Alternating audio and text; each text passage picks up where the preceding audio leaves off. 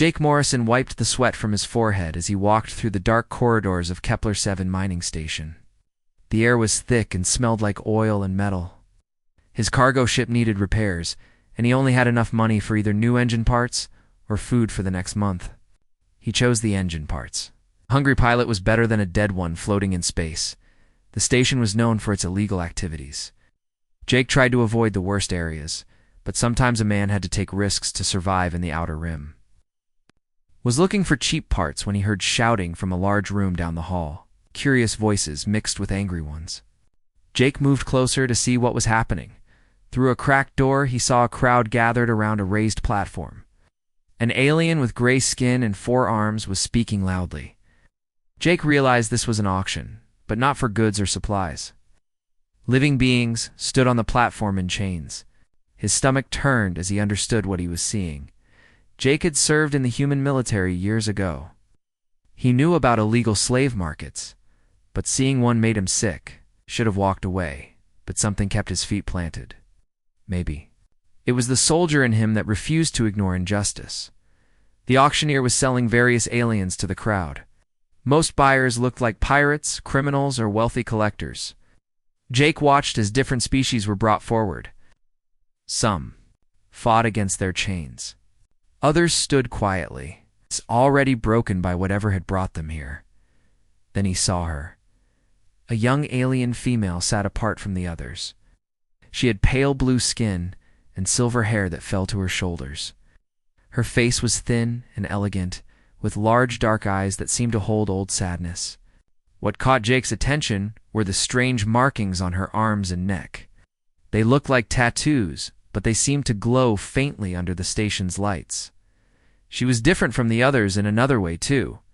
While most aliens stood or paced, she sat on the platform because she had no legs below her knees. Her stumps were wrapped in dirty cloth. She used metal bars as crutches. The auctioneer grabbed her arm and pulled her forward.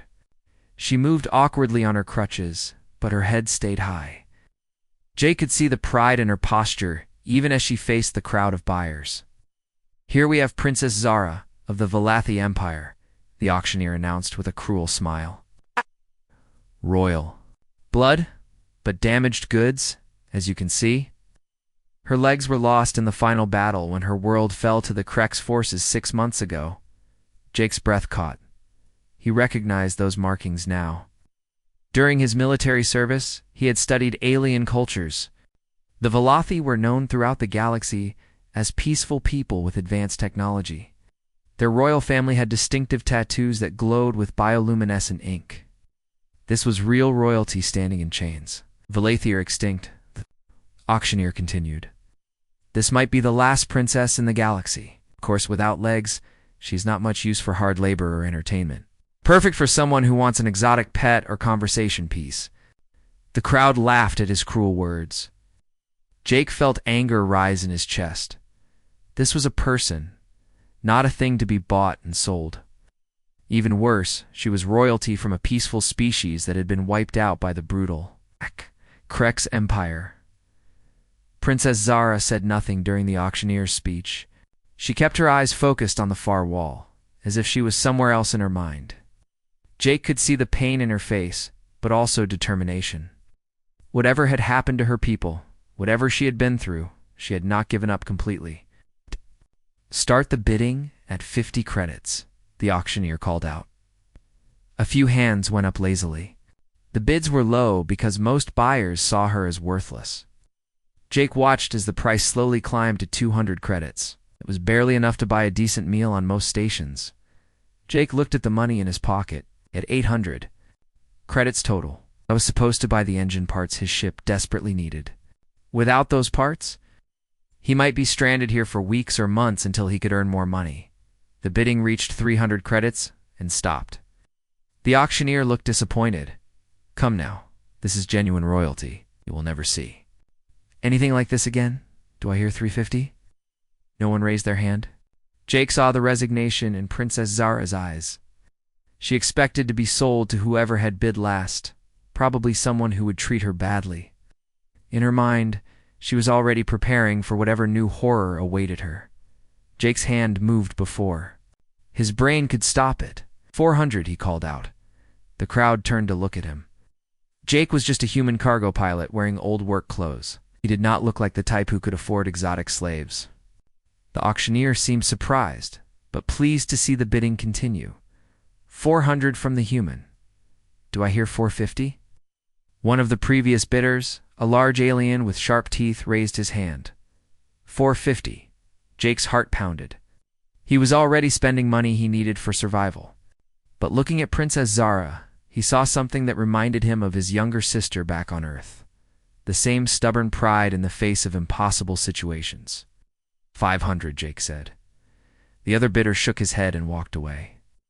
Jake was now the highest bidder for a disabled alien princess, and he had no idea what he was going to do with her. 500 going once, the auctioneer called. Going twice? He paused dramatically. Sold to the human for 500 credits. Jake walked forward on shaking legs. What had he just done? He had spent more than half his money on an impulse. His ship still needed repairs, and now he had another mouth to feed. Worse, he had just bought a person, which went against everything he believed in.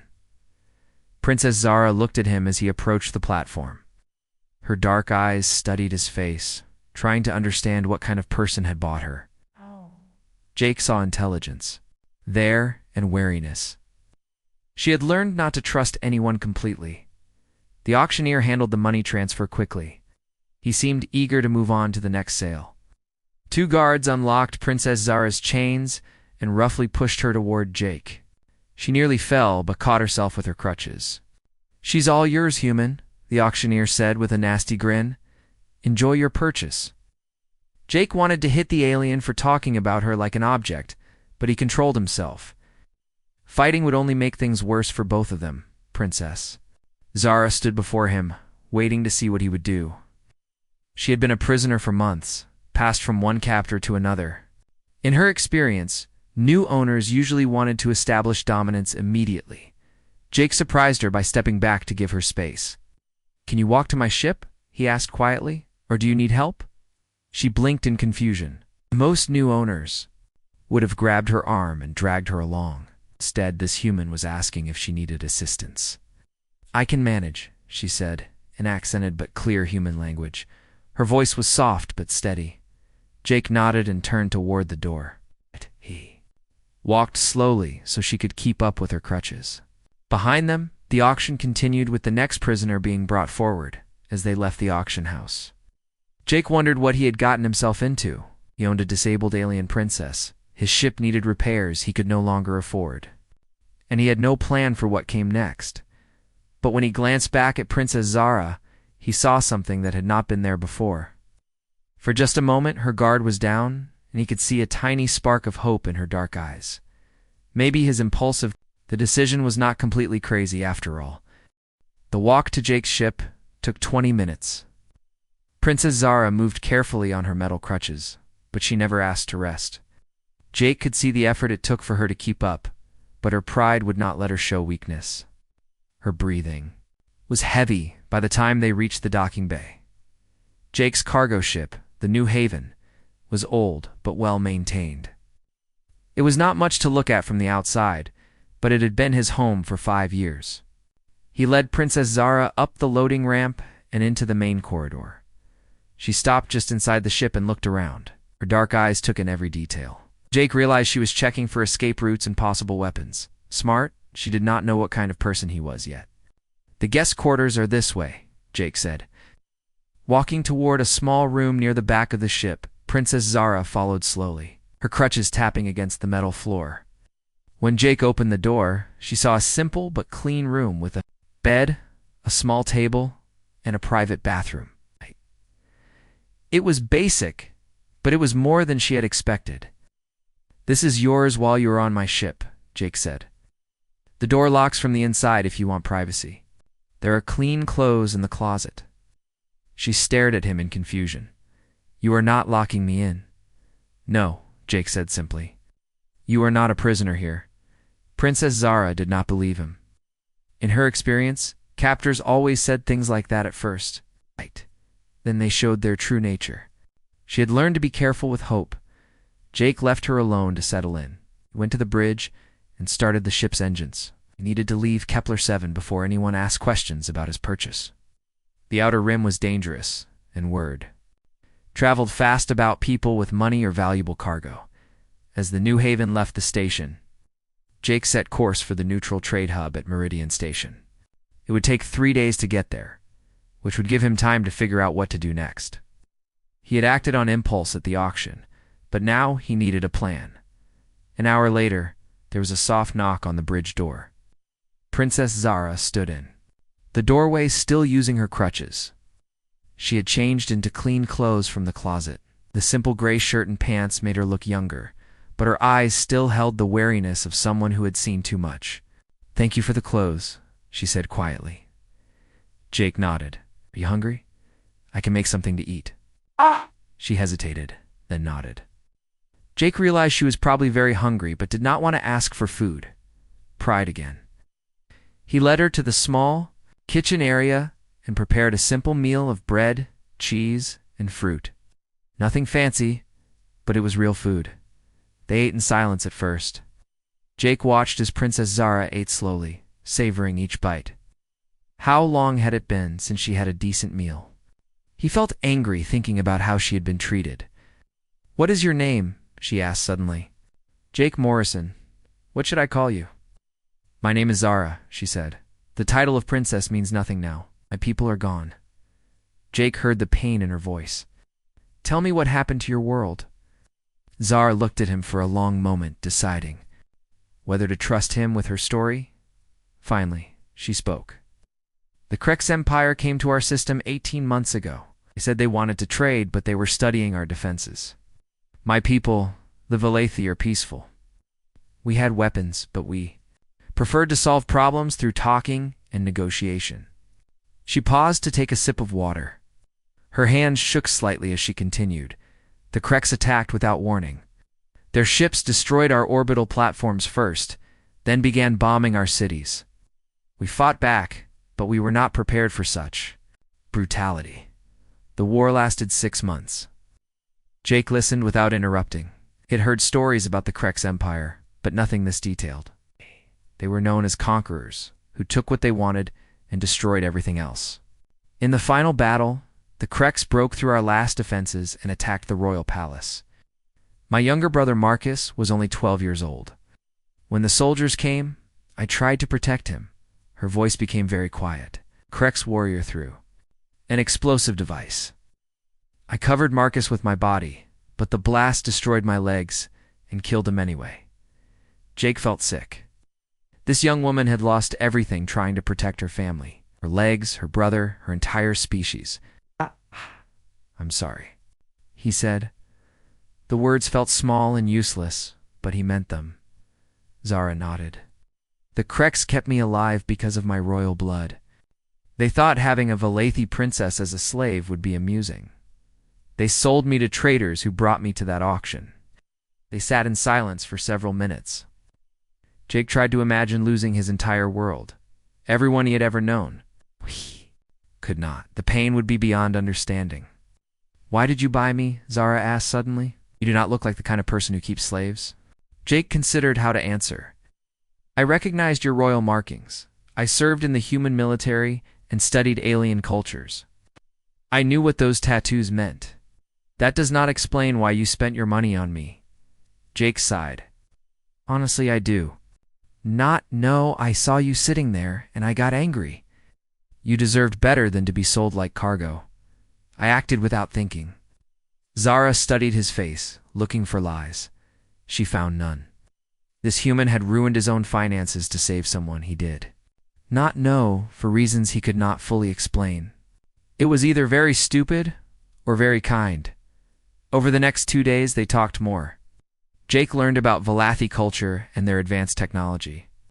Her people had developed amazing biotechnology, including medical devices that could regrow lost body parts and mechanical prosthetics that connected directly to the nervous system. "Our prosthetics were not just replacements," Zara explained. Nice. "They were improvements. A Valathi with artificial legs could run faster and jump higher than someone with natural ones. The technology integrated with our biology perfectly." Jake was fascinated. Human prosthetics were good, but they were still mechanical devices. The Valathi had created artificial body parts that became part of the person using them. Is the technology lost? He asked. Zara shook her head. I know how it works. All royal children were taught the principles of biotechnology, but creating new prosthetics requires special equipment and materials that I do not have. Jake began to form an idea. It was crazy, probably impossible, and would cost money he did not have. But it might be the answer to helping Zara. What if we could find the equipment and materials? He asked. Could you make prosthetics for yourself? Zara's eyes widened. You would help me do that? Maybe. I have a friend at New Geneva Research Station. She works with advanced prosthetics for injured soldiers. If we combined human and Valathi technology, it might be possible, Zara finished, excitement creeping into her voice for the first time since Jake had met her. That night, Jake researched everything he could find about Valathi biotechnology in the ship's computer database. Most of the information was basic, but he found references to their advanced medical capabilities. The Valathi had been far ahead of other species in biological engineering. He also looked up his old military contact, Dr. Lisa Park. She worked at New Geneva Research Station developing cybernetic implants for disabled veterans. Help combine human and alien technology, it would be Lisa. The problem was money. Jake had already spent most of his savings buying Zara. The materials and equipment needed for advanced prosthetics would cost thousands of credits. He would have to sell his ship or find another way to raise money as Jake planned their route. To New Geneva, he realized his life had changed completely in just 3 days. He had gone from being a simple cargo pilot to someone planning an expensive rescue mission for an alien princess. The smart thing would be to drop her off at Meridian Station and return to his normal life. But when he looked at Zara, he saw the first hints of hope returning to her eyes. She was beginning to believe that walking normally might be possible. Again, Jake could not take that away from her now. He changed course for New Geneva Research Station, knowing he was probably making another impulsive decision that would cost him everything. But sometimes the right choice was not the smart choice. Besides, he was starting to care about what happened to Princess Zara, and that scared him more than bankruptcy. New Geneva Research Station appeared on the view screen like a small city floating in space. Jake had not been here in 3 years, not since he left the military. The station was famous for its medical research and cybernetic development. Anyone could help Zara. It would be the scientists here. Zara pressed her face to the window as they approached the docking bay. It is beautiful, she said quietly. My people had stations like this before the war. Jake heard the sadness in her voice. Everything reminded her of what she had lost. He wanted to say something comforting, but words seemed too small for such a huge loss. The docking procedures took an hour. Jake paid the expensive docking fees with credits he could not afford to spend. His bank account was getting dangerously low, but he tried not to think about it. Some things were more important than money. Dr. Lisa Park met them at the airlock. She was a tall woman with gray hair and kind eyes. Jake had served under her command when she was a military doctor. Now, she ran the station's prosthetics research department. Jake Morrison, she said with a smile. I was surprised to get your message. What brings you to New Geneva? Jake introduced Zara, explaining only that she was a refugee who needed help. He did not mention the slave auction or how he had acquired her. Some truths were too complicated to explain quickly. Dr. Park looked at Zara with professional interest. Valathi, correct? I have read about your species. Very advanced biotechnology. What happened to your legs? War, Zara said simply. Were destroyed in an explosion. Dr. Park nodded. She had seen many war injuries during her military service. Jake mentioned you might have knowledge of Valathia prosthetic technology. Zara glanced at Jake, unsure how much to reveal. He nodded encouragingly. Dr. Park can be trusted. She has helped many people. My people developed prosthetics that integrated directly with the nervous system, Zara explained. They were not just replacements, but improvements. A person with our artificial limbs could be stronger and faster than someone with natural ones. Dr. Park's eyes lit up with scientific curiosity. Biomechanical integration. We've been working on similar technology for years, but our neural interfaces are still primitive compared to what you describe. They moved to Dr. Park's laboratory, a large room filled with advanced equipment and computer displays. Zara looked around in wonder. The technology was different from what her people had used, but it was clearly very advanced. "Show me," Dr. Park said, handing Zara a tablet computer. Zara began drawing diagrams and writing formulas. Her knowledge of biotechnology was extensive. Jake watched as Dr. Park's expression changed from interest to amazement. "This is incredible," Dr. Park whispered. "Your people were decades ahead of us in biological engineering. These neural pathway maps, the integration protocols. We have been trying to solve these problems for years. The basic principles are not complicated," Zara said modestly. "But the implementation requires very specific materials and precise fabrication techniques." Dr. Park studied the diagrams for several minutes. "With the right resources, we could build prosthetics using your designs. The combination of human mechanical engineering and Velothi biotechnology could create something extraordinary." Felt a surge of hope. What would it cost? Dr. Park's expression became serious.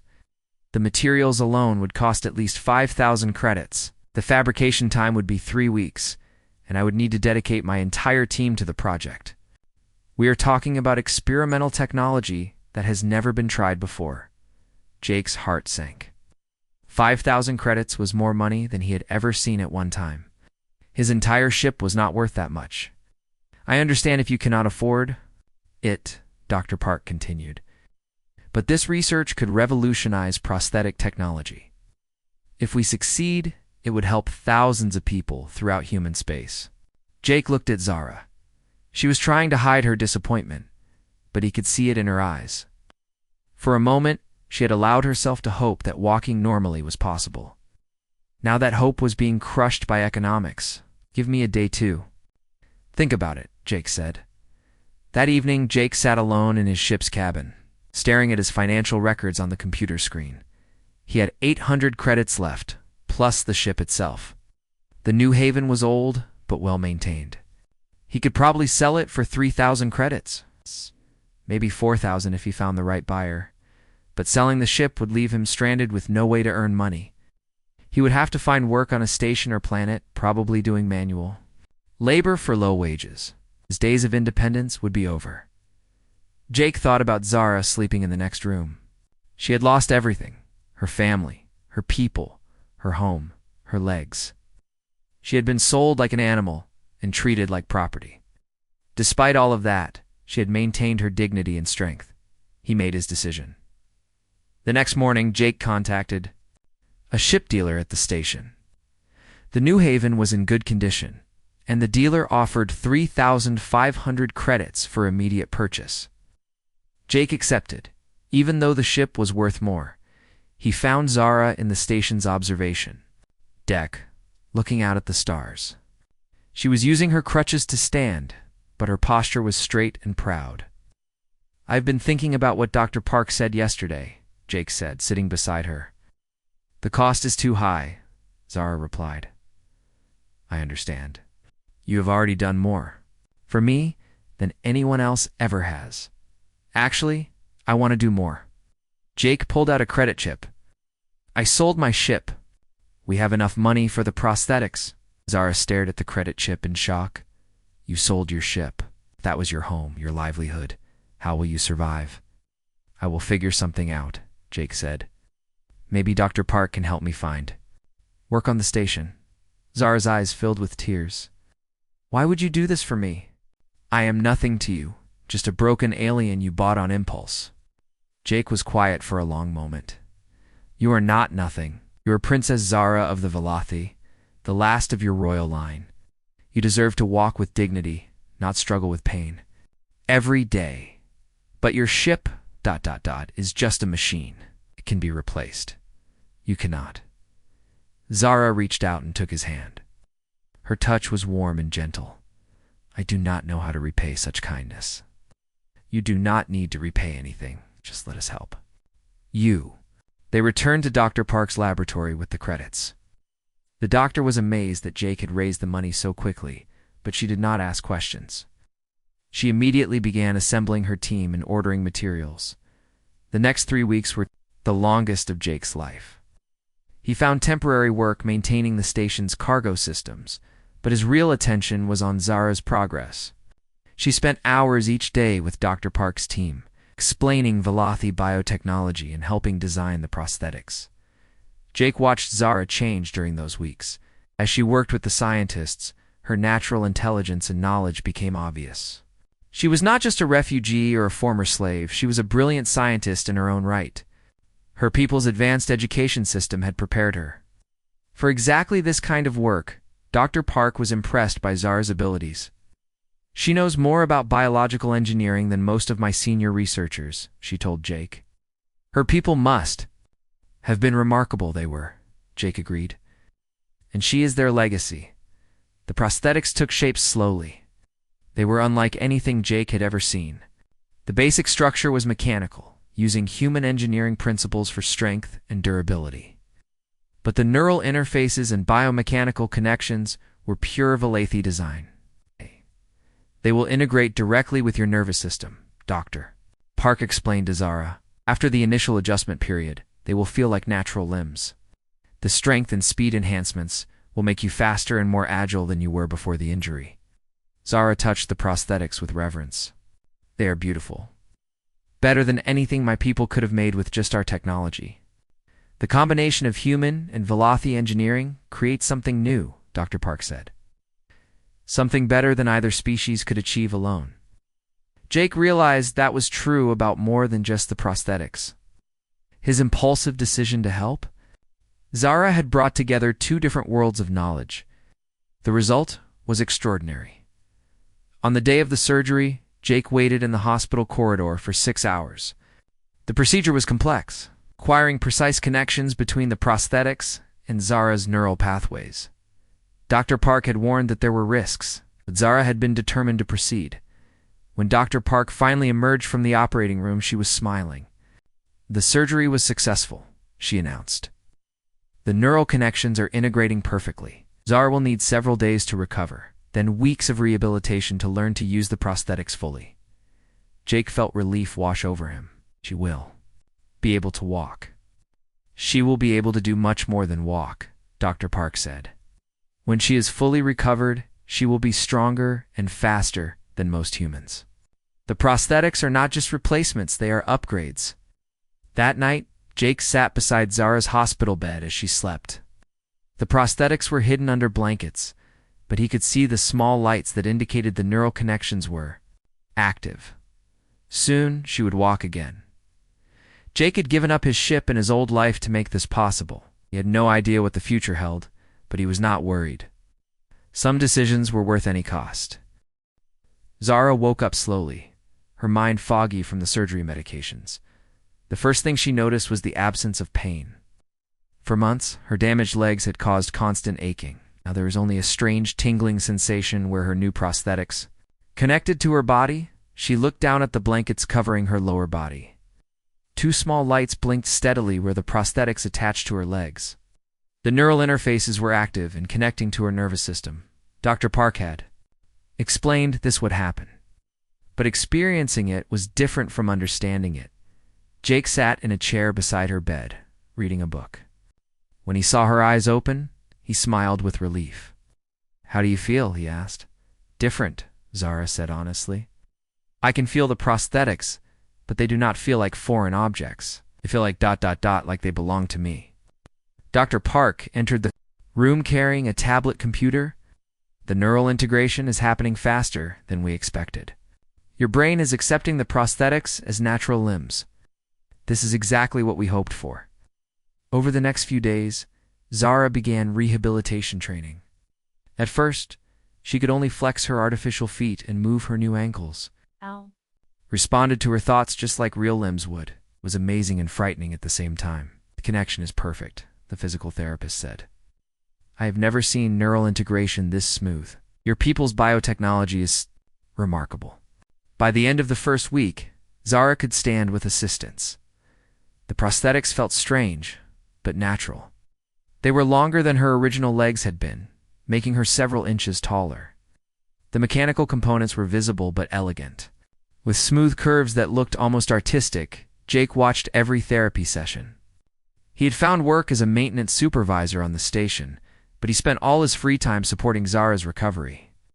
She was making progress faster than anyone expected. The prosthetics are learning from her movements, Dr. Park explained. To Jake, the Velothi biomechanical interfaces actually adapt to the user's walking style and preferences. Human technology is much more rigid. In the second week, Zara took her first steps without assistance. She moved carefully at first, testing the prosthetics' responses. Then she began walking normally around the rehabilitation room. Her movements were graceful and confident. "How does it feel?" Jake asked. "Like I am myself again," Zara said, tears running down her cheeks. "I had forgotten what it was like to walk without pain, without crutches." But the prosthetics could do more than just restore normal movement. As Zara grew more comfortable with them, she discovered their enhanced capabilities. She could jump higher than any human, run faster than she ever had with natural legs, and move with perfect balance even on narrow surfaces. "These are not just replacements," she told Jake excitedly. "They are improvements. I am stronger now than I was before the war." Dr. Park was fascinated by the prosthetics' performance. "The strength enhancement is incredible. You could probably outrun most vehicles on foot. The agility improvements are beyond anything we thought possible." As Zara's physical abilities returned, Jake noticed other changes too. Her confidence grew each day. The broken, defeated prisoner he had bought at the auction was disappearing. In her place was a proud princess who walked with royal bearing. But Jake also noticed something else. Zara was becoming more beautiful to him every day. Not just physically, though her grace and strength were impressive. Her intelligence, her kindness, her determination to rebuild her life, all of it made Jake care about her in ways that confused him. The problem was their legal relationship. According to Galactic law, Zara was still his property. The papers from the auction made her his slave, even though he had never treated her that way. Jake knew this had to change before he could acknowledge his growing feelings. On a quiet evening in the third week, Jake and Zara sat in the station's garden area. She was practicing precise movements with her prosthetics, making them respond. 2 small thoughts and adjustments. "I need to tell you something," Jake said. "I have been working on a surprise for you." Zara looked at him curiously. "What kind of surprise?" Jake pulled out a small data pad. "Do you remember when I told you about researching Velothi culture in my ship's computer?" "Yes. I did more than just research your technology. Also searched for information about Velothi survivors." Jake's voice became excited. "Zara, your people are not completely extinct. I found records of 17 Velothi who escaped before your world fell." Zara's eyes widened in shock. 17 survivors? Are you certain?" "I contacted each of them. They are scattered across human space, living as refugees on different worlds. Most of them do not even know the others exist." Jake showed her the datapad. "I have arranged for all of them to meet on Haven 3, a neutral world where refugees are welcome." Zara stared at the information, her hands shaking. "My people, ... some of my people are alive." "There is more," Jake continued. "One of the survivors is Commander Terran Voss.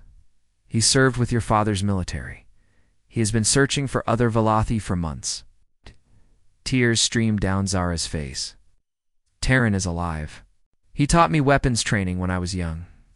I thought he died in the first battles."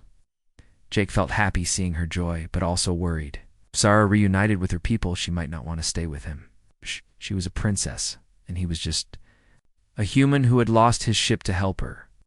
"There is something else," Jake said, pulling out legal documents. "These are freedom papers.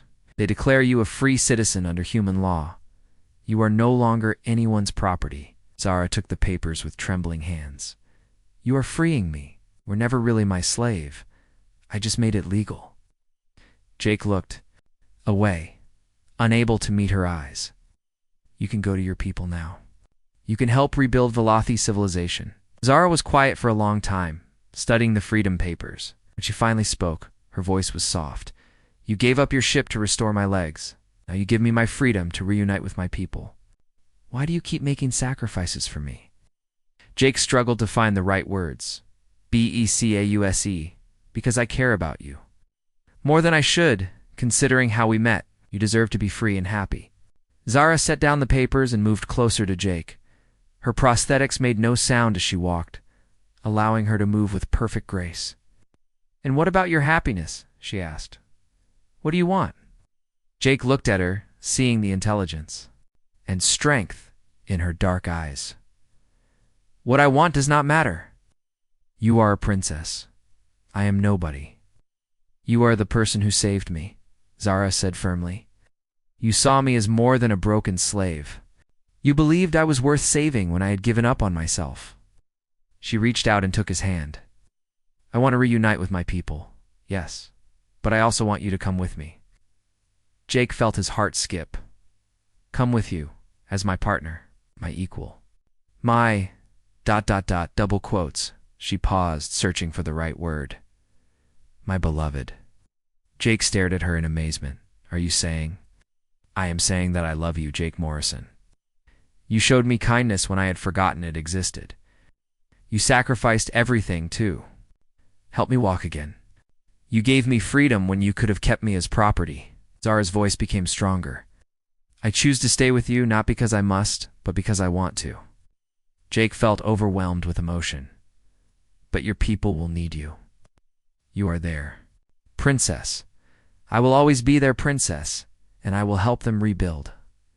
But I can do that with you beside me." Zara smiled. "Besides, you have proven that humans and Valathi can accomplish amazing things together. Look at these prosthetics. Look at what we created by combining our knowledge." Jake pulled her close, and they embraced in the garden surrounded by flowers. From a dozen different worlds, he had bought a broken slave on impulse and somehow found the love of his life. "So what happens now?" Jake asked. "Now we go to Haven 3 together," Zara said. "We reunite my people, and we show the galaxy that cooperation is stronger than conquest." Jake looked at her prosthetics, marveling at the fusion of human and Valathia technology.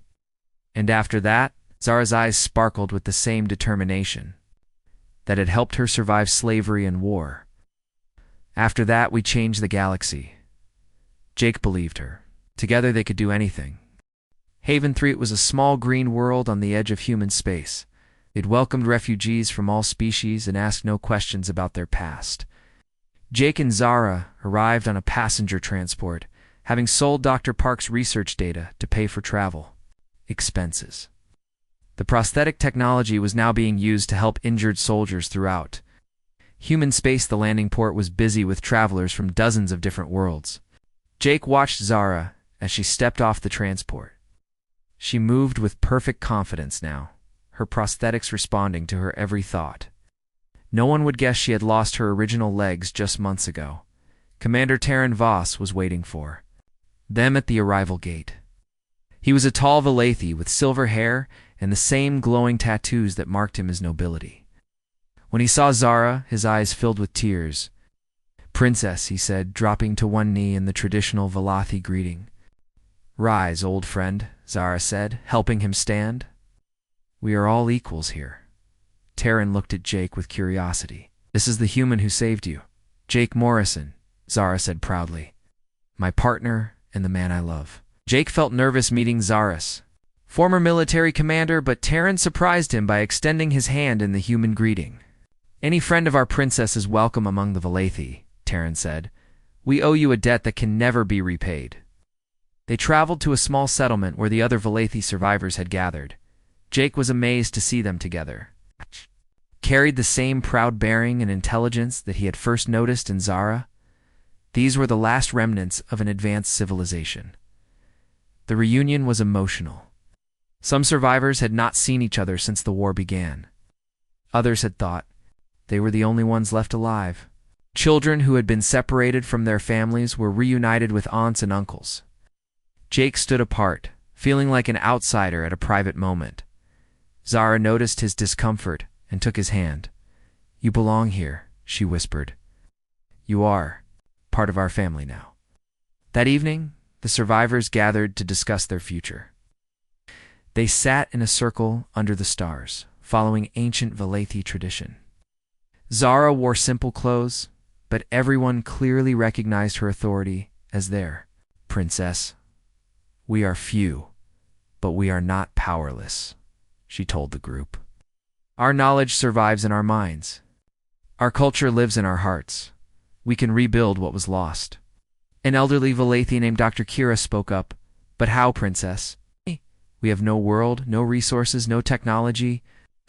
The Kreks destroyed everything." "We have something the Kreks do not," Zara replied. "We have allies." She gestured to Jake. "This human proved that cooperation can accomplish more than conquest. He helped me combine our biotechnology with human engineering to create something better than either species could make alone." Jake felt uncomfortable being the center of attention, but he understood what Zara was doing. She was showing her people that humans could be trusted partners, not just another conquering species. Over the following days, the Valathi shared their knowledge with each other. Scientists compared research, engineers discussed new possibilities, teachers began planning how to preserve their culture for future generations. Jake watched in amazement as they organized themselves into a functioning community in just 1 week. Zara worked tirelessly, meeting with each survivor to understand their skills and needs. She assigned tasks based on abilities and began planning long-term projects. Jake saw the natural leader in her emerging as she took responsibility for her people's future. "We need to establish trade relationships," she told Jake one evening as they walked through the settlement. "My people have knowledge that other species need. We can exchange information for resources and protection." "What about the Kreks?" Jake asked. "They are still expanding their empire. Eventually, they will threaten human space too." Zara stopped, walking and looked at him seriously. "That is exactly what I have been thinking about. The Kreks believe that strength comes from domination. We need to prove that cooperation is stronger." 2 weeks later, Zara presented her plan to both the Valathi survivors and the human colonial government. She proposed creating a formal alliance. Between the species, humans would provide protection and resources. Valathi would share their advanced biotechnology and scientific knowledge. "This is not charity," Zara explained to the human officials. "This is partnership. Together, we can develop technologies that neither species could create alone. My prosthetics are just the beginning." The negotiations took months, but eventually the Valathi Human Cooperative was established. It was a new type of government based on mutual benefit rather than conquest.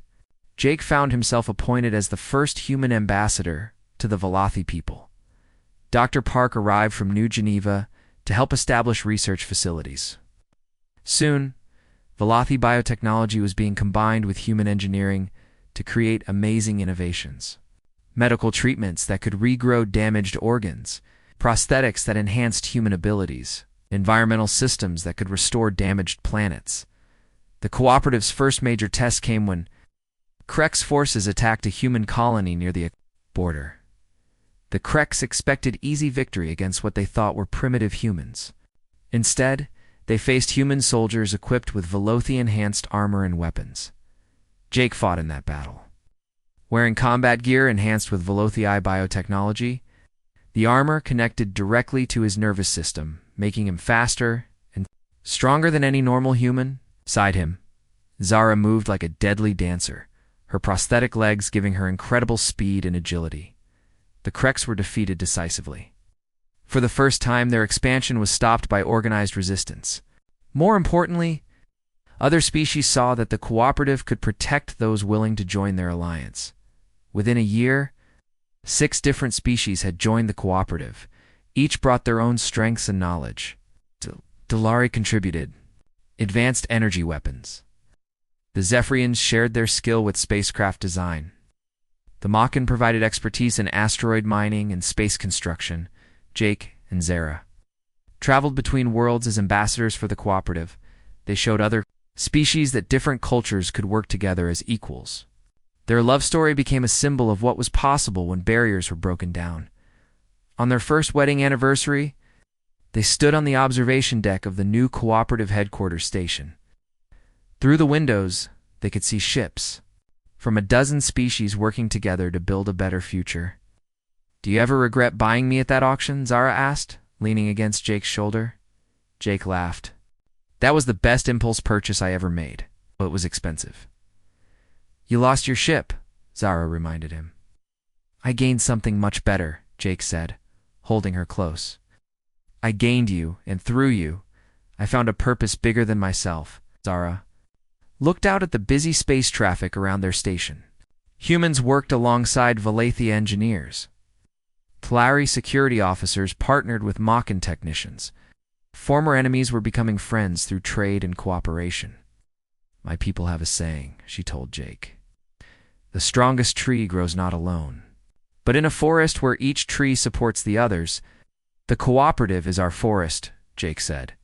"Yes, and it will continue growing as long as we remember that strength comes from lifting others up, not tearing them down." A communication alert interrupted their moment. Commander Terran's voice came through the speaker. "Princess, Ambassador Morrison, we have a situation. 3 more species have requested to join the cooperative. Also, intelligence reports indicate the Kreks are planning a major offensive against our territory." Jake and Zara looked at each other. There was still much work to do. The galaxy was far from peaceful, and the Kreks would not give up easily, but they were no longer fighting alone. "On our way," Zara replied to Terra. As they walked toward the command center, Jake marveled at how much had changed. It started as a simple cargo pilot making an impulsive decision to help one person. Now he was helping to reshape the balance of power in their part of the galaxy. "Do you think we can really change things?" he asked. Zara, "I already have," she replied. "Every species that joins us, every world we protect, every life we save, it all matters. We are proving that there is an alternative to conquest and domination."